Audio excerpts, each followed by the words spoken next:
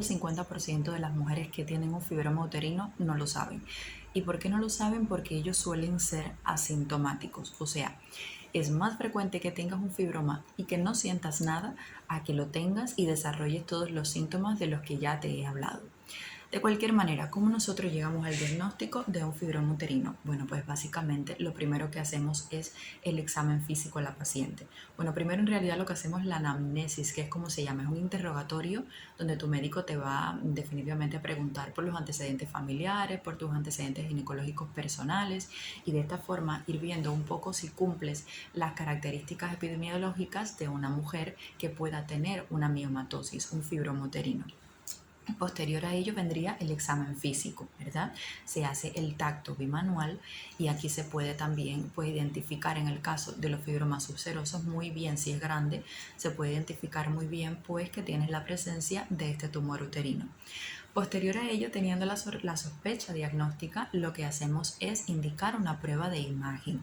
Se indicaría una ultrasonografía, lo mismo por vía transvaginal que por vía transabdominal. En realidad la vía transvaginal es una vía magnífica, magnífica de verdad desde el punto de vista ecográfico para poder visualizar este tipo de tumor. Y bueno, decirles que existen casos también ya con una finalidad un poco más terapéutica, que se hacen otros procederes dentro de los cuales figura la histeroscopía, que es introducir un dispositivo y estás mirando directamente, con una lente por supuesto, estás mirando directamente dentro de la cavidad uterina y si tienes algún tumor de tipo subseroso, los que vimos que estaban dentro de la cavidad, pues allí se va a ver e incluso se pueden tratar bajo este procedimiento, se puede realizar la exéresis de este tumor si es pequeño, si está accesible, debe reunir un grupo de características, pero se puede realizar la exéresis, que es el término médico, o sea, quitar el tumor de adentro del útero por medio de esta prueba que se llama histeroscopía. Y bueno, ya hay otro grupo de pruebas un poco más avanzadas para, digamos que tumores más específicos, que es la histerosalpingografía, que esta se utiliza más también cuando la pareja viene a consulta debido a infertilidad.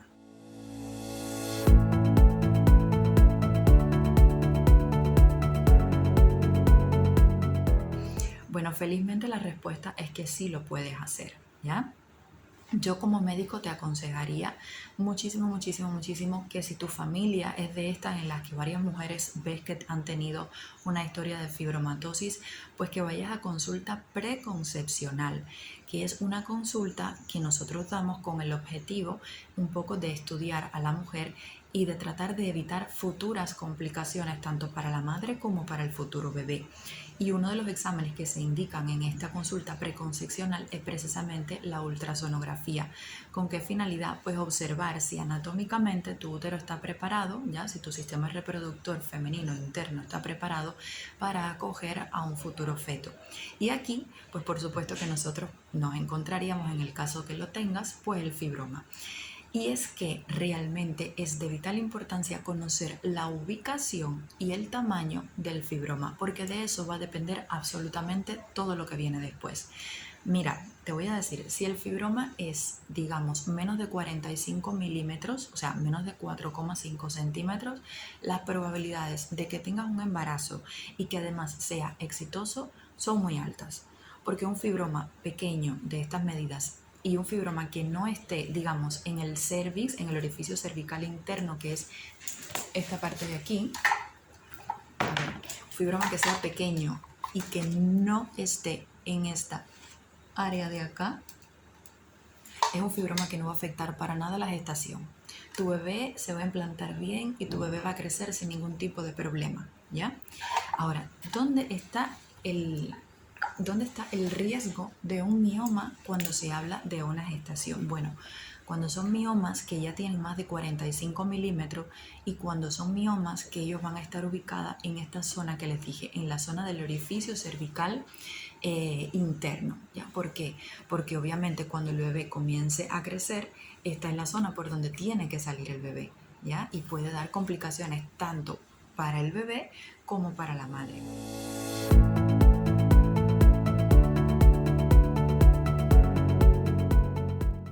Mira, vamos a suponer que tienes un fibroma justo aquí, un submucoso que está dentro de la cavidad, ¿ya? De hecho, aquí Miren, por ejemplo, aquí están todos los tipos de fibroma. Deja ver si se ve. Vamos a suponer que en tu caso tienes este fibroma que está aquí, que sería un fibroma submucoso que crece hacia adentro de la cavidad uterina. ¿Ves? Vamos a suponer que tienes este fibroma aquí dentro y que este fibroma comienza a crecer y a crecer y a crecer. Porque lo que pasa es que en la gestación es una etapa de la mujer en el que hay mucha hormona y como ya habíamos dicho, a los fibromas les gusta mucho la hormona. Entonces tienden los fibromas a crecer durante el periodo de la gestación y tienden a disminuir en tamaño durante el periodo de la menopausia, porque es una cosa lógica. La menopausia habrá de privación de hormonas, no tenemos prácticamente hormonas y por eso disminuye el tamaño. Lo contrario en la gestación hay mucha hormona, pues ellos pueden crecer y de hecho lo hacen.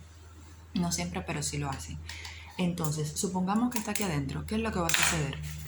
Va a suceder algo más o menos así. Mira, supón tú que este papel es el fibroma que está aquí dentro, ¿no? ¿Qué es lo que va a suceder? Si un fibroma crece en la cavidad uterina y ocluye toda esta parte, definitivamente no vas a poder quedar embarazada, porque es que no hay espacio viable para que el espermatozoide ascienda por toda la cavidad uterina y a través de las trompas llegue aquí al área donde ocurre la fecundación, que es justo en esta área, entre la tuba uterina y el ovario. Aquí en este espacio es donde ocurre la fecundación. Entonces, si tenemos un fibroma dentro de la cavidad uterina que está creciendo hacia adentro, las probabilidades de que no quedes embarazadas existen y son múltiples, porque es que tenemos un problema de espacio. Lo mismo, si quedas embarazada, el bebé se implantó bien en la cavidad uterina, pero ese fibroma está allá adentro y está creciendo, creciendo y creciendo, vamos a tener el mismo problema de espacio. Y tu bebé entonces va a correr el riesgo de que, bueno, pues de que no crezca, que no gane peso como debería y que concluya en algo que conocemos como crecimiento intrauterino retardado. Por eso, las mujeres que quedan embarazadas y que tienen este tipo de fibroma y no lo sabían y quedaron embarazadas, lo que se hace es que se les da un seguimiento con ecografía, se le hace un seguimiento muy estrecho para vigilar pues que el bebé crezca lo mejor posible. Ya no se puede en esos momentos que ya estás embarazada pues retirar ese fibroma, no se puede. Por eso ya lo que está hay que dejarlo así y hay que evolucionar y tratar de ver cómo el embarazo se logra de la mejor manera. Por lo general, cuando son fibromas muy grandes que están dentro de la cavidad uterina, muchas ocasiones es necesario interrumpir el embarazo incluso antes de las 38 semanas, que es cuando ya el bebé estaría a término. ¿Por qué? Bueno, pues por esto mismo, porque el bebé va prácticamente a competir por espacio con ese fibroma que está ahí adentro. Lo mismo, tienes un fibroma, por ejemplo, que sea intramural, que esté aquí, en lo que es el músculo, pero que ese fibroma tiene, no sé, 15 centímetros, vamos a suponer, o 12 centímetros, ¿qué es lo que va a pasar? Primeramente, que toda la sangre que iba a llegar a esa placenta, ¿ya? Ahora, para alimentar a tu bebé, porque esta es la forma en la que tu bebé crece. Tu bebé va a crecer por todos los nutrientes, todo el oxígeno y todo lo que le va a llegar a través de la sangre que la madre lleva a la placenta y la placenta la lleva al bebé. Entonces, si tienes un fibromón de este tamaño en ese útero, pues por supuesto que el fibroma y el bebé van a competir por esa cantidad de sangre que le va a estar llegando al útero. De esta manera es que también vamos a tener niños bajo peso, niños SIUR, ¿verdad? Por la sangre, porque hay una competencia entre ellos dos. Además que la compresión de la cavidad va a ser muy pequeñita, o sea que va realmente a producir una limitación del desarrollo pues de ese recién nacido. Otro problema que podemos tener con el fibroma y el embarazo y una de las complicaciones que más se ven son los problemas placentarios. De pronto la placenta, cuando se va a ubicar en un sitio específico del útero, se da cuenta que hay un área que va a estar muy ocupada por el fibroma. Y entonces puede ser que la placenta, debido a la presencia del fibroma en sí tan grande, le dé por implantarse en estas áreas bajas. ¿Y qué es lo que pasa? Que es que por aquí va a salir el bebé. Entonces hacen placenta previa, que es otra de las complicaciones que pueden aparecer en el caso de una fibromatosis uterina. Y bueno, en este caso casi siempre también va a ser necesario hacer cesárea. Pregunta importante, ¿siempre que tengo un fibroma uterino y estoy embarazada voy a necesitar una cesárea? Pues la respuesta es no. ¿Por qué? Porque si el fibroma, a pesar de que sea un poco grande, vamos a suponer esté aquí en el fondo, sea, no tiene contacto ninguno con el canal del parto, pues no hay razón ninguna para contraindicar el embarazo, caray. ¡Cállate la boca! Shut your mouth. Siempre el parto vaginal va a ser la vía natural, la vía preferida, la vía de elección, y solamente se contraindicará la vía vaginal cuando el fibroma, por su localización, por su tamaño o por una alteración placentaria, una mala posición placentaria, lo contraindiquen. Mientras, siempre, siempre, siempre va a ser de elección el parto vaginal. ¿Por qué? Porque es natural. Para eso estamos preparados, para tener un parto vaginal. Entonces, bueno, a grandes rasgos estas son algunas de las complicaciones que pueden estar presentes cuando las mujeres tienen gestaciones y tienen estos fibromas tan grandes y en localizaciones específicas que comprometen pues un parto exitoso. Entonces, bueno, por eso es importante ir a la consulta preconcepcional, porque todas estas complicaciones pueden ser perfectamente evitadas, incluso si vemos que la madre tiene un fibroma que, aunque sea grande, pequeño, mediano, pueda comprometer el desarrollo de la gestación, pues se prefiere llevar a cirugía primero a esa señora, y después que se recupere, pues entonces ya tendrá un embarazo feliz y exitoso, como debería ser.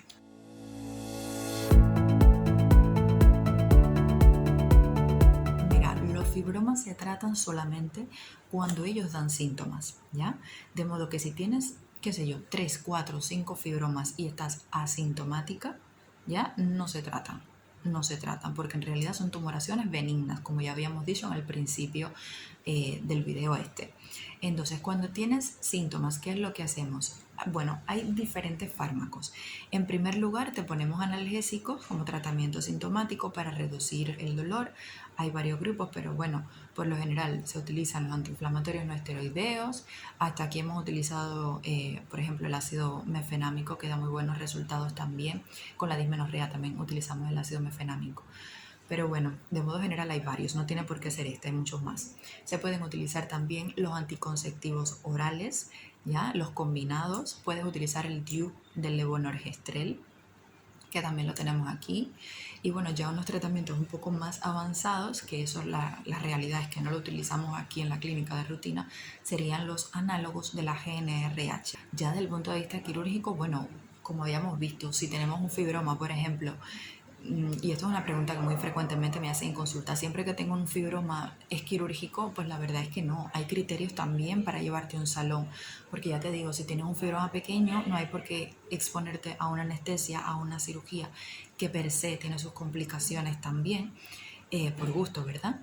Entonces, cuando llevamos a salón a una paciente, digamos, cuando es una paciente que está muy sintomática, que tiene unas menorragias, o sea, tiene unos periodos muy, muy, muy abundantes, que la llevan a anemias de 8 gramos por decilitro todos los meses, bueno, en este caso definitivamente se hace pues la exéresis no del útero. O sea, si la mujer tiene un deseo gestacional, y esto es un criterio importante, al final la conducta quirúrgica va a depender de la edad que tengas, del deseo de gestación que tengas, o sea, si tienes hijos, si no tienes hijos, todo esto va a depender en la decisión. No es solamente de que tienes un fibroma y te lo quitamos y te hacemos una histerectomía, no, no es así. En realidad depende de la edad que tengas, del tamaño del fibroma, de la ubicación, de tu deseo genésico, de si quieres tener hijos o ya los tuviste, de todo esto depende. Pero bueno, a grandes rasgos, en una mujer que esté en edad fértil, que todavía no tenga hijos, o sea, que tiene deseos genéticos, que quiere tener una familia en un futuro, lo que se hace es una miomectomía, ¿ya? Una miomectomía es básicamente quitar el fibroma, quitar esa parte que, pues, porque está donde está localizado el tumor. Y bueno, las vías que se utilizan está la vía laparoscópica, está también la vía, hacer una laparotomía, que es donde se abre completamente y se extrae. La vía laparoscópica, bueno, ampliamente utilizada y tiene muchísimos beneficios porque la recuperación es más rápida, porque el dolor postoperatorio va a ser menor y se va a controlar mucho mejor con analgésicos de primer escalón, porque además la estancia hospitalaria va a ser mucho menor, o sea que hasta en un tema económico es realmente beneficioso la cirugía laparoscópica, porque te evitas también complicaciones que sí tienes con la parotomía, como por ejemplo es el caso del hilo paralítico. O sea, es una cirugía que hoy en día el mundo va dirigida a eso, a hacer cirugías no solo en ginecología, sino en las demás especialidades. Entonces, bueno, se lleva a salón a estas señoras que son muy sintomáticas, que de verdad lo requieren porque comprometen incluso su vida, Pero si en el caso de que tú tengas deseos genésicos y en el caso que el fibroma sea pequeño, pues jamás te van a llevar a un salón, y esa es la gran realidad. Y bueno, es importante saber que ya cuando llegues a la menopausia, debido a que hay una deprivación hormonal, lo más frecuente es que los fibromas tiendan a reducirse y tiendan a desaparecer. No siempre lo hacen, pero realmente fisiopatológicamente es lógico pensar de que sí van a disminuir en tamaño. Entonces, bueno, a grandes rasgos, esto es todo lo que le quería comentar de fibromas. Hay muchísima más información, claro que sí la hay, pero bueno, yo tampoco puedo hacer el video tan extremadamente largo, y realmente, como les dije al principio, lo que quería era lograr que ustedes tengan una información clara, concisa, sencilla de lo que es un fibroma uterino, y que no se vean perdidas cuando les digan, mira, es que tienes 3 fibromas. Que no se abrumen y no duerman mal esa noche producto de eso que le han dicho. Hoy tengo un tumor, oh Dios mío. No, calma, ya saben que es benigno, ya saben que es tratable, que si no te da síntomas no hay que hacer absolutamente nada. Y bueno, que si vas a tener hijos o quieres tener hijos, pues mejor que vayas a la consulta preconcepcional para evitar cualquier tipo de complicación, tanto para ti como para tu bebé. Entonces, bueno, me voy a despedir ya. Fue fenomenal, magnífico haber compartido con ustedes esta primera parte, este primer capítulo de la esquina médica, que Dios mediante vamos a tener por muchísimo tiempo. Dr. Nilis, there's Yes. one patient, Clive Elizabeth. I Yes. think they put him on your name. He's weak, complaining of vomiting. We put him in bed. On admission. I'm going quickly. Ok, thank you. Y bueno, ya tengo pacientes, así que cuídense muchísimo y nos vemos muy pronto. Hasta luego, chao.